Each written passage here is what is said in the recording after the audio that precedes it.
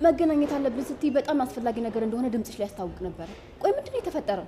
መጀመሪያ ቤት ውስጥ ምን እየተካሄደ እንደሆነ ንገሪኝ። ሉሊትን ከትናንትና ማታ ጀምሮ ሽንት ቤት ለሽንት ቤት እንድትመላለስ የሚያደርግ ነገር ሰጠኋት። ማለት ሽንት ቤት የሚያመላልስ ነገር ማለት? አታደርጊውም። አንቺ እንደምታስቢው አይደለም በይኝ።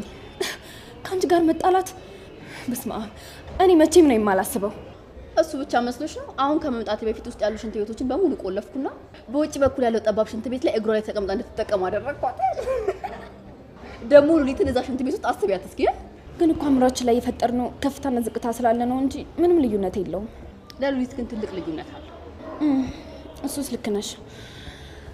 እኔ የምልሽ ጽ ናታን ከትናንትና ወደ ቤት ሲገባ ያየሽው የተለየ ነገር አለ እንዴ? ማለቴ ያው ማምሸቱም ደውለሽ ነገርሽኛል ብዬ ነው። ከትላንት ወዲያ? አዎ ያኔ እራት ቴካዊ አድርጎልን ነበር የመጣው። እሱ ደግሞ ያለው ትሮ ውጪ በልቶ ነው የመጣው። ከኛ ጋር እንብላ ስንለው አልፈልግም ውጪ በልቻለሁ አለ። ሌላስ ያየሽው የነበረበትን ቦታ የሚገልጽ ነገር? ምናልባት ልብሱ ላይ ደም ወይም ሌላ ነገር ያየሽው ነገር የለም? ኤፍራታ ምን እያልሽ ነው? ስለምን ደምና ስለምን ፍንጭ ነው የምታወሪው? ያፌት